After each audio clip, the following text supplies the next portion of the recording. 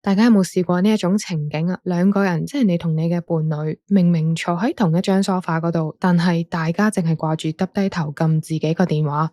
你同佢之間嗰條無形嘅鴻溝仲闊過彌敦道。又或者你哋兩個每次一講到去邊度買樓啊，邊個做家務，邊個去買日用品，邊個湊小朋友，講下講下，點知最後變成咗一場冷戰。你心裏面會唔會都有一種好無奈嘅感受啊？你可能會問，點解我哋會變成咁嘅？有好多人會認為兩個人唔可以繼續行落去，係因為大家有背叛，或者係大家嘅性格極度唔啱 key 啊。John Gottman 研究咗婚姻幾十年，佢話俾我哋聽，一段關係嘅死因往往唔係因為一場大地震嘅發生，而係因為我哋喺日常生活無數次冷落咗嘅嗰啲細節堆積翻嚟噶。例如對方同你分享一件好開心嘅事，你只係好冷淡咁樣回應，哦，啊，哈哈。每一次對方想同你傾偈嘅時候，你都係用一種敷衍嘅眼神去了結咗一件事。呢啲看似好似係微不足道嘅小事，正正就係喺呢段關係裏面偷走咗一塊磚頭，到最後風都唔使打，呢棟樓自己就塌咗啦。大家好，我係 Agnes， 今日想同大家分享呢一本《讓愛情長久的8場約會》，作者 John Gottman。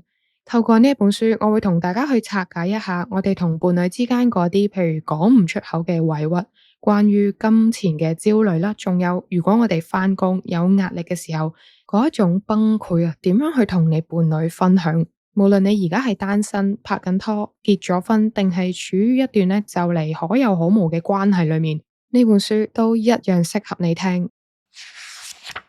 書裏面最開頭已經講咗一個好 core 嘅 concept 啊，大家知唔知道啊？通常一段關係嘅頭號殺手，原來唔係第三者，而係嗰啲微小嘅逃避。我哋成日都話啦，我同得你一齊，咁大家就要互相信任，大家就要有承諾。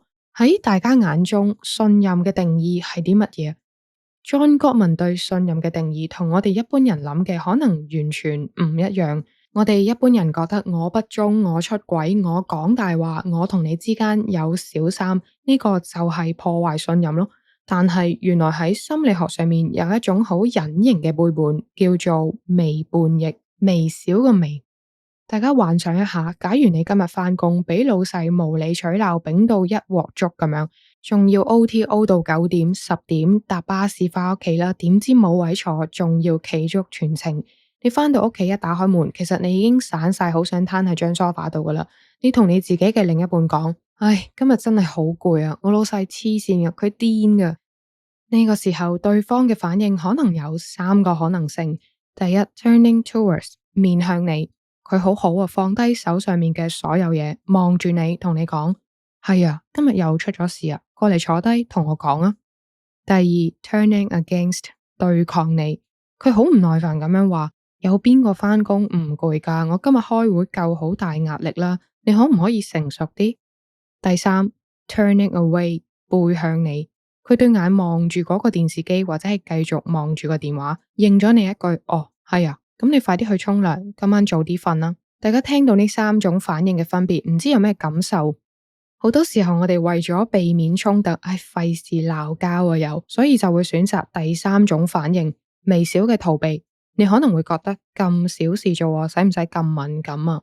但係作者喺佢嘅愛情實驗室裏面發現，嗰啲最後離婚或者係極度痛苦嘅情侶入面，選擇第3種反應，轉身走人，唔瞅唔睬嘅比例係高達80% 以上。換句說話嚟講，當你每一次選擇 turning away 嘅時候，你喺對方嘅心裏面就留低咗一個 message， 而呢一個 message 就係你嘅情緒喺我呢一度係得唔到任何安全感㗎。久而久之，對方就會開始一個自我防衛機制，慢慢就會變咗我嘅痛苦係我嘅事，我都費事同你講，反正同你講咗，你都唔會有反應㗎啦。當兩個人都喺屋企各自開始呢一種所謂絕對隔離嘅時候，信任其實已經蕩然無存。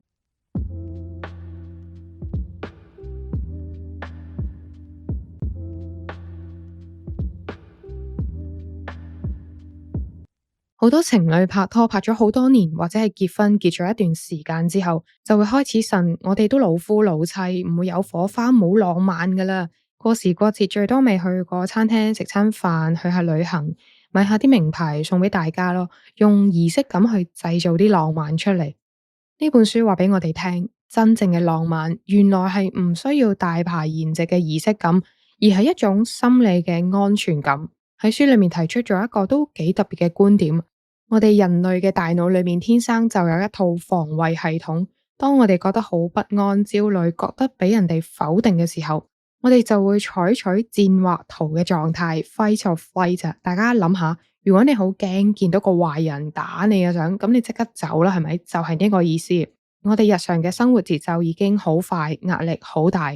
我哋返工已經要面對老細嘅一啲情緒勒索啊，同事嘅暗戰，同埋永遠都追唔到嘅 target。我哋嘅防衛系統其實由朝到晚已經開着咗。如果當你返到屋企，面對住你嘅愛人最 close 嘅嗰個人，你每講一句說話都要好小心，喺個大腦裏面諗過度過先至可以講嘅，因為你驚講錯一句嘢，對方就會嬲你。又或者你喺對方面前表露咗自己嘅弱點之後，對方係會笑你。其實呢段關係已經唔再係一個避風港，而係另一個戰場。作者引用咗佢好多年經驗嘅大量數據，話俾我哋聽，可以長久地相處嘅伴侶，佢哋都有一種好強勁嘅 power，叫做情緒修復嘗試。當兩個人嘈交嘈到面紅赤赤嘅時候，其中一個人會突然之間做個鬼臉，或者伸隻手去拖住對方，同對方講一句：嗱，我哋好似越扯越遠啦喎。而對方 get 到呢一個 signal 之後，可以順住呢個台階走落嚟。可以擁有呢一種修復能力，係源自於兩個人平時累積落嚟嘅情感 saving account。你平時有冇聽佢講下啲無聊嘢啊？喺佢喊嘅時候，有冇遞張紙巾俾佢細心傾聽佢嘅訴苦啊？你個戶口有儲蓄，到你哋嘈大交嘅時候，你先至有本錢去扣數。調翻轉，如果平時個戶口係零啊，甚至係負數，當一件好少好少嘅事發生咗，都足以引爆成段關係。講完信任同埋承諾，喺一段關係裏面，經濟能力、錢重唔重要啊？非常之重要啦，仲使問？人一講到錢就傷感情啦。買樓點樣供啊？家用點樣俾？點樣分？去旅行邊個出大份啲？甚至乎同朋友出去食餐飯，食貴咗少少，買件貴少少嘅衫，都可能會俾對方話咁大使嘅你，唔識儲錢為將來打算下。書入面講咗錢呢一個 concept，其實兩個人為錢嘈交，好多時都唔係真係因為嗰個金額嗰個數字有幾大，而係因為金錢背後代表咗嗰個人嘅價值觀同埋安全感嘅定義。每個人對錢嘅態度都好深受佢原生家庭嘅影響。例如伴侶 A 細細個嘅時候，屋企已經經歷過幾次經濟危機。阿爸阿媽日日都為錢嘈交，甚至要問人借錢過日子。大個咗之後 ，A 對錢嘅定義就係安全感。佢一定要見到銀行戶口有一筆唔可以喐嘅錢，佢先至可以食得落飯、瞓得着覺。對佢嚟講，儲錢就等於生存。而伴侶 B 細細個嘅時候，阿爸阿媽管得好嚴啊，乜嘢都唔買俾佢，唔得，唔可以買，令到佢嘅人生覺得好壓抑。大個咗之後，當 B 揾到錢，錢對佢嘅定義就變成一種自由同埋自我實現。我揾到錢，我中意買乜咪買乜咯，放蕩式消費。佢覺得辛苦揾錢就係要去享受生活。如果賺翻嚟嘅錢唔可以用嘅話，咁同冇賺過有咩分別啊？好啦，當 A 同埋 B 行埋咗一齊嘅時候，A 睇 B 就會覺得你個人好冇責任感啊，好有型喎，你個個月都做月光族。完全都唔使顧下我哋嘅未來嘅。而 B 睇 A 就會覺得你個人呢好鬼度縮啊，好控制狂咯，同你一齊生活真係好鬼悶，好窒息啊！大家聽唔聽到？表面上呢，佢哋好似嘈緊應唔應該幫新屋買部幾千蚊嘅咖啡機，但係本質上面佢哋喺度否定緊對方內心深處嗰個靈魂究竟最需要啲乜嘢。A 就唔想冇咗嗰種安全感，所以佢覺得好恐懼。而 B 佢喺度反抗緊，唔想失去自由嘅嗰種窒息。作者喺書裏面教我哋，當我哋遇到呢一種情況嘅時候，千祈唔好試圖去說服對方，佢嘅理財觀念係錯嘅，因為價值觀其實係冇啱同埋錯噶嘛。我哋可以做嘅嘢就係去問下對方，錢對於你嚟講其實係代表啲乜嘢啊？你細個嘅時候有冇啲關於錢嘅故事啊？或者係你屋企人點樣對待錢噶？以上呢啲只係一啲例句啦，大家要根據翻自己同伴侶嘅溝通方式去問對方。當你明白咗對方背後原來對錢係有一啲創傷或者係恐懼嘅時候，你先至會叮一聲恍然大悟，原來佢唔係針對我，佢只係保護緊佢自己。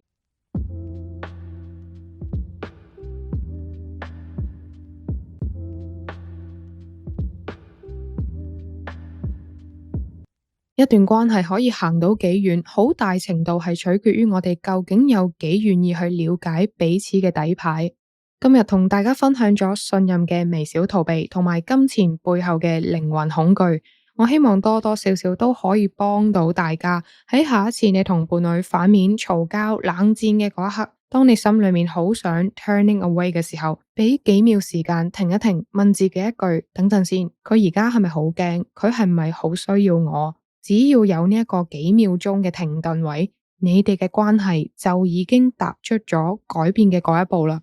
聽到呢一度，如果你發覺金錢同埋信任原來只係關係裏面顯露出嚟嘅冰山一角啫。如果大家想深入啲聽埋原生家庭嘅勒索同埋職場精神內耗嘅內容嘅話，Agnes 想邀請你加入我嘅尋寶寶會員，點擊資訊欄入面嘅連結，加入50蚊成為我嘅神稀寶。每星期一、三、五準時7點都會聽到我嘅讀書分享，又或者你想喺星期日夜晚9點半就可以一氣呵成足足聽晒足本版嘅分享，仲可以 download 埋我為你哋親手整嘅每一本書嘅精心 mind map，用最直接嘅方式拎住份 mind map 望住佢，聽住我分享，咁你就可以考慮加入80蚊成為我嘅星光寶。經營呢個 channel， 我最希望嘅除咗係啟發大家嘅思維、提升認知之外，我希望呢度可以係一個心靈嘅避風港。